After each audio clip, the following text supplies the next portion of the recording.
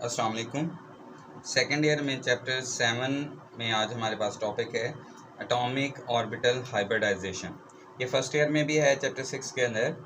सबसे पहले हमने देखना है डिफाइन क्या है the intermixing of atomic orbitals which differ slightly in energy and shape. Intermixing आपस में मिक्स होना एटॉमिक ऑर्बिटल्स का, वो एटॉमिक ऑर्बिटल्स जो क्या हैं डिफ़र करते हैं, मुख्तलिफ हैं किस चीज़ में, स्लाइटली इन एनर्जी, एनर्जी का उनके दरमियान थोड़ा सा डिफरेंस है, एंड शेप, और उनकी शेप भी क्या है, मुख्तलिफ हैं, डिफरेंट हैं, to give rise hybrid orbitals of same energy and shape.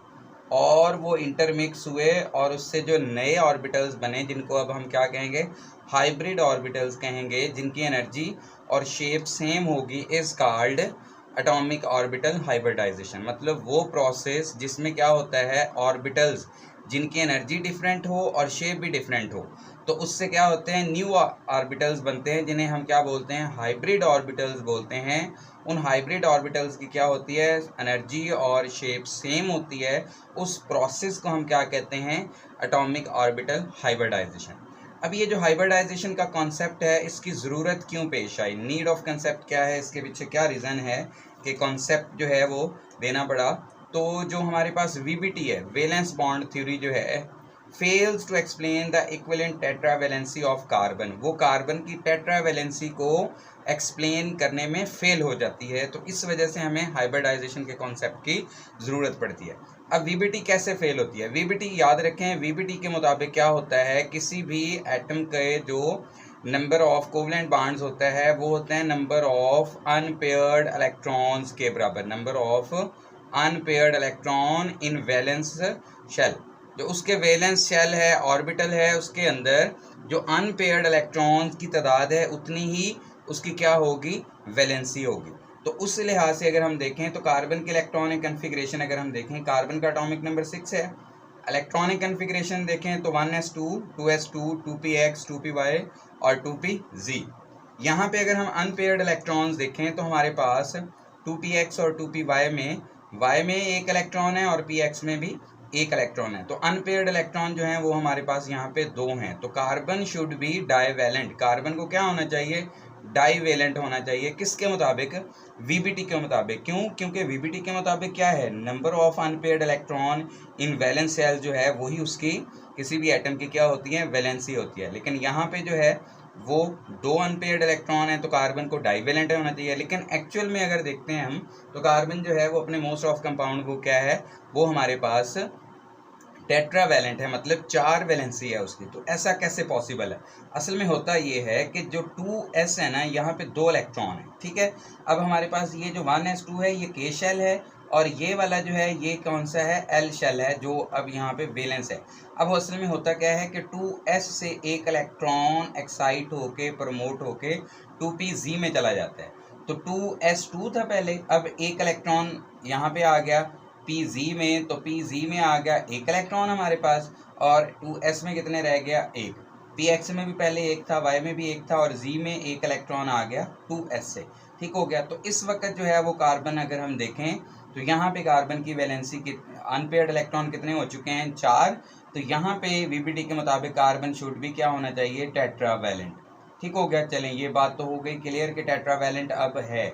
लेकिन एक इम्पॉर्टेंट टर्म जो है, ये लफ्ज़ है, वो उस पर आपने वर्ड पे गौर करना है, इक्विवेलेंट। इक्विवेलेंट का मतलब ये है कि यहाँ पे उसके जो चारों बांड हैं, चारों वैलेंसी हैं, वो सेम हैं, एक जैसी हैं। देखें यहाँ पे 2pz, 2py और 2px जो हैं, इनकी जो बांड लेंथ होनी चाहिए वो कुछ और होनी चाहिए, बांड स्ट्रेंथ कुछ और होनी चाहिए, और 2s वाली जो है वो कुछ और होनी चाहिए। कैसे, लाइक हमारे पास अगर मीथेन की हम बात करें, ठीक है, तो मीथेन में कार्बन के ये अनपेयर्ड इलेक्ट्रॉन 4 हो गए, वो हमने लगा दी, और यहाँ पे आ गया हाइड्रोजन, इधर भी हाइड्रोजन, यहाँ पे भी हाइड्रोजन, और इधर भी हाइड्रोजन। अब इनमें से जो एक बांड है, लाइक मैं ये वाला बांड कहता हूँ, ये 2s कार्बन का और 1s हाइड्रोजन का। हाइड्रोजन के पास एक इलेक्ट्रॉन होता है और एक ही उसके पास ऑर्बिटल होता है s। तो ये वाला बांड जो है ना, ये कुछ और तरह का होना चाहिए, मतलब इसकी बांड लेंथ और होनी चाहिए और बांड स्ट्रेंथ भी और होनी चाहिए, एनर्जी और होनी चाहिए। 2px, 2py और 2pz हाइड्रोजन का अभी भी S होगा, लेकिन अब कार्बन का क्या होगा, एक में px होगा, एक में py और एक में pz होगा। तो यहाँ पे क्या होगा, इनकी बॉन्ड लेंथ या बॉन्ड स्ट्रेंथ जो है वो कुछ और होनी चाहिए, लेकिन एक्चुअल में जब देखा जाता है तो कार्बन के चारों बॉन्ड सेम हैं, लेंथ में भी और स्ट्रेंथ में भी। ठीक हो गया, तो उनकी प्रॉपर्टीज चारों की सेम है। तो इसका मतलब ये हुआ कोई ऐसा प्रोसेस होता है जिसमें 2s px py और pz आपस में कुछ इस तरह से इंटरमिक्स होते हैं कि जो नए चार बॉन्ड बनते हैं ना वो चारों सेम हो जाते हैं। तो वो जो प्रोसेस है असल में वही हमारे पास क्या है, orbital hybridization, atomic orbital hybridization. दोबारा अगर हम देखें, intermixing of atomic orbital, atomic orbitals का आपस में क्या होना, इंटरमिक्स होना।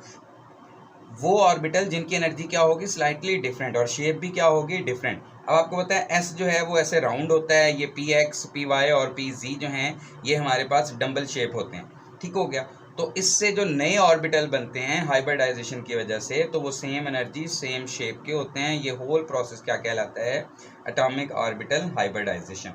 तो पहला यहाँ पे जो हमारा मसला है इक्विवेलेंट टेट्रावैलेंसी वाला, वो कंप्लीट हो गया कि ऐसा कैसे पॉसिबल है। हाइब्रिडाइजेशन की वजह से ही चारों जो बॉन्ड बनते हैं कार्बन के वो सेम होते हैं, इक्वल होते हैं। अब आ गया यहाँ पे हमारे पास question, from where does the energy come to excite carbon atom. ये इंपॉर्टेंट शॉर्ट क्वेश्चन है। अब देखें 2s से 2pz में इलेक्ट्रॉन जाता है। अब असल में ये दोनों, ये वाला जो है s और px py pz ये वैलेंस शेल का ही हिस्सा है, लेकिन 2s और 2px 2py और 2pz इन तीनों की एनर्जी जो है वो सेम होती है, लेकिन 2s की एनर्जी क्या होती है, थोड़ी कम होती है और इनकी थोड़ी ज़्यादा होती है। तो 2s से 2pz में इलेक्ट्रॉन जाना है, लो एनर्जी से हाई में जाना है, तो यहाँ से यहाँ तक जाने के लिए उसे क्या चाहिए, एनर्जी चाहिए। लो एनर्जी से जब हाई एनर्जी में इलेक्ट्रॉन जाता है तो उसे एनर्जी की ज़रूरत होती है। अब एनर्जी कहाँ से आती है, इसमें ना दो तीन कॉन्सेप्ट हैं कि एनर्जी कहाँ से आती है। तो हम अपनी बुक के हिसाब से अगर देखें तो कार्बन C जो है forms two bonds which release enough energy to excite the electron from 2s to 2pz orbital। असल में ये कहा जाता है कि हमारे पास यहाँ पे अगर हम देखें तो जैसे अभी मैंने कहा कि कार्बन जो है वो क्या होता है, डाइवेलेंट। असल में एक कॉन्सेप्ट, एक थ्योरी के मुताबिक क्या है, वो ये है कि कार्बन पहले जो है वो अपने दो बॉन्ड बना लेता है हाइड्रोजन के साथ। ठीक हो गया, तो हमारे पास ये कंपाउंड एक बन जाता है CH2।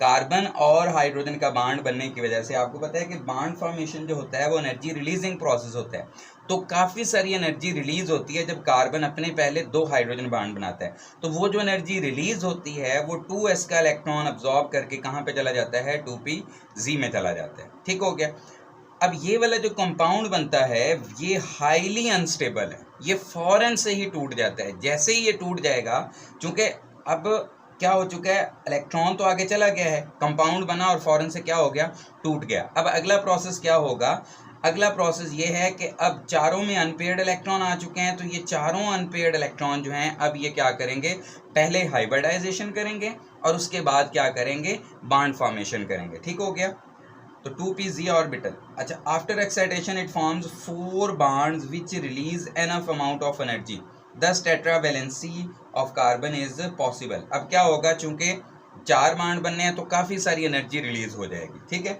अब हमारी बुक के मुताबिक तो ये क्वेश्चन का आंसर दिया हुआ है। ठीक हो गया, ये मैंने आपको एक्स्ट्रा बात बताई कि ऐसा असल में लिखा होता है बुक्स में।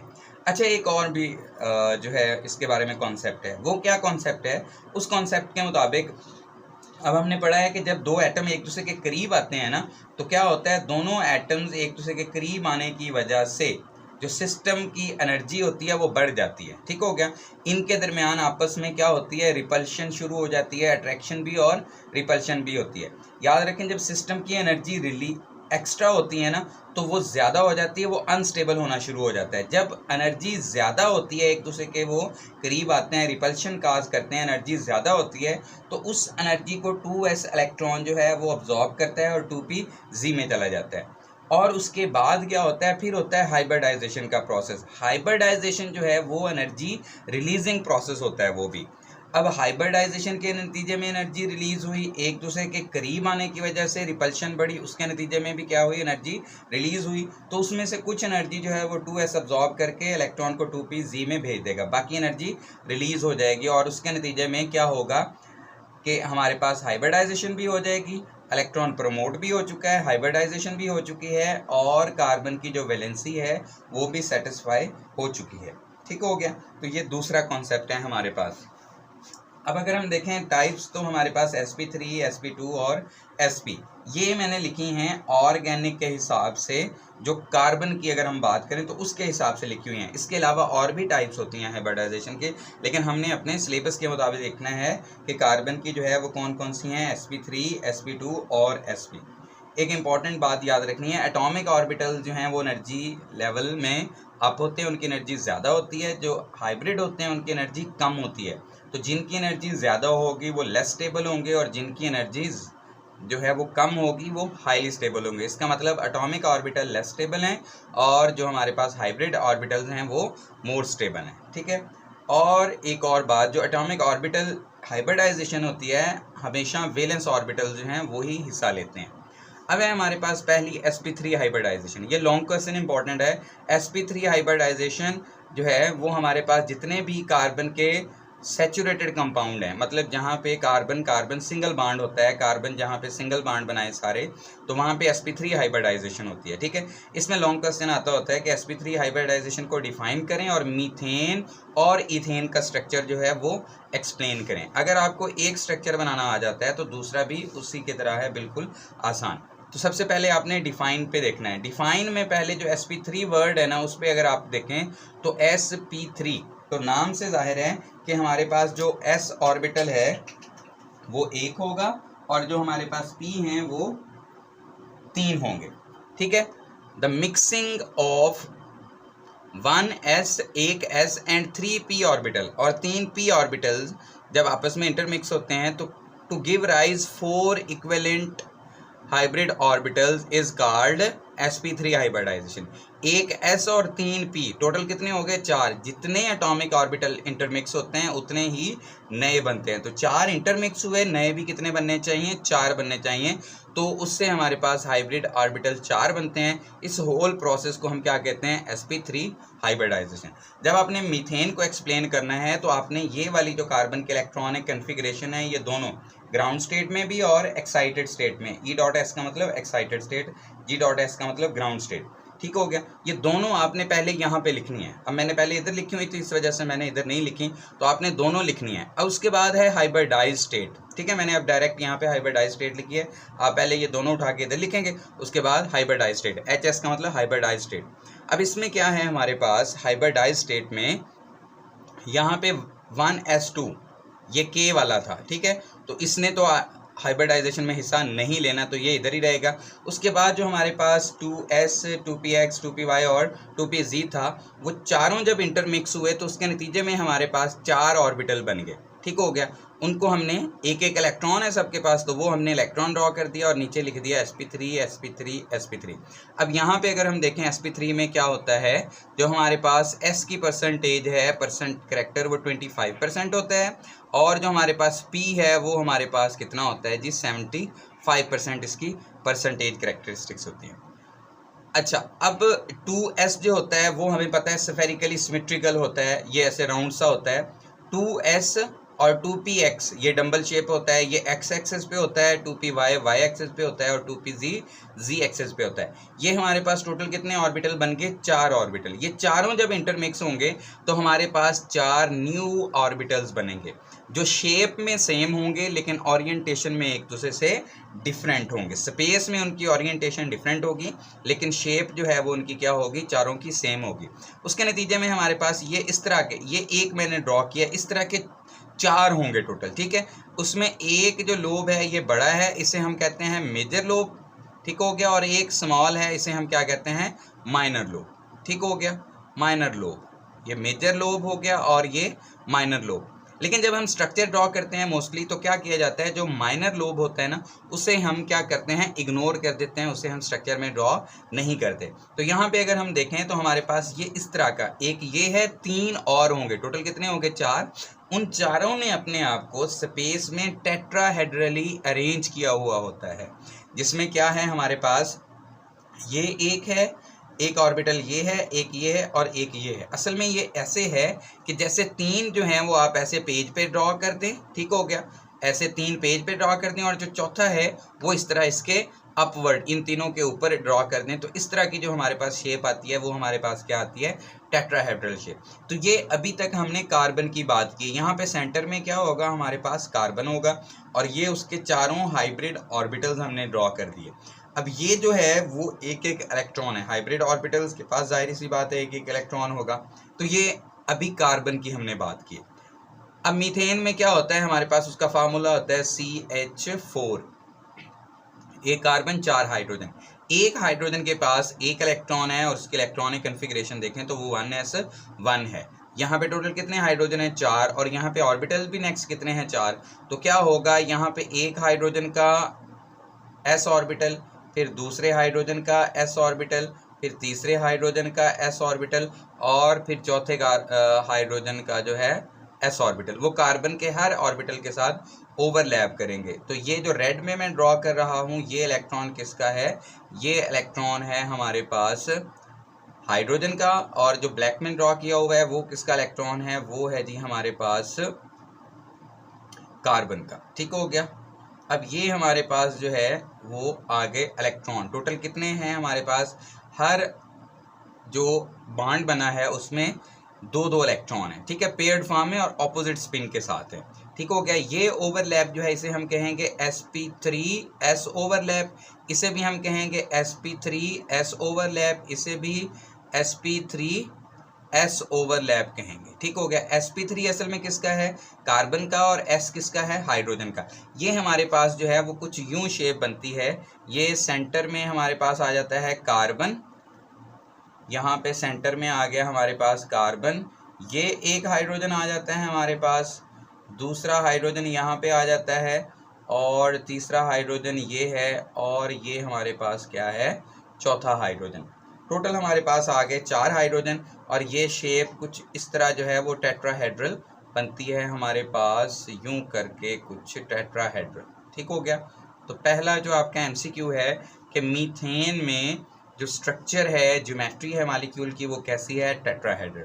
अब ये बात आपने सारी थ्योरी में भी लिखनी है, जो भी मैंने पढ़ाया है आप लोगों ने थ्योरी में भी लिखनी है कि कैसे ऑर्बिटल आपस में इंटरमिक्स होते हैं, नए जो बनते हैं वो कैसा होता है, उसकी शेप कैसी है, फिर हाइड्रोजन के जो इलेक्ट्रॉन हैं एक 1s वाला, वो कैसे चारों के साथ sp3s ओवरलैप करके 4 बॉन्ड बना देता है। अब कुछ इंपॉर्टेंट पॉइंट्स आ जाएं इस स्ट्रक्चर के हवाले से। नंबर 1 है हमारे पास नंबर ऑफ सिग्मा बॉन्ड्स जो हैं, टोटल सिग्मा बॉन्ड कितने हैं हमारे पास, 4 बॉन्ड बनते हैं। याद रखें जब भी सिंगल बॉन्ड बनता होता है वो सिग्मा बॉन्ड होता है। तो टोटल हमारे पास सिग्मा बॉन्ड कितने हैं जी, 4 सिग्मा बॉन्ड है, 1 2 3 और 4।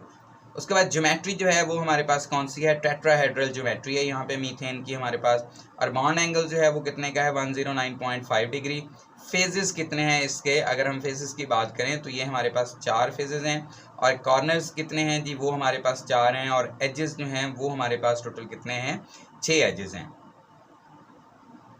अच्छा, अब इसमें ये हमारे पास मीथेन का स्ट्रक्चर हो गया। जब हम बात करते हैं इथेन की, तो इथेन में क्या होगा, इथेन में हमारे पास है CH3 सिंगल बॉन्ड CH3। ठीक है, यहाँ पे भी कार्बन sp3 हाइब्रिडाइज है, और ये वाला कार्बन भी sp3 हाइब्रिडाइज है।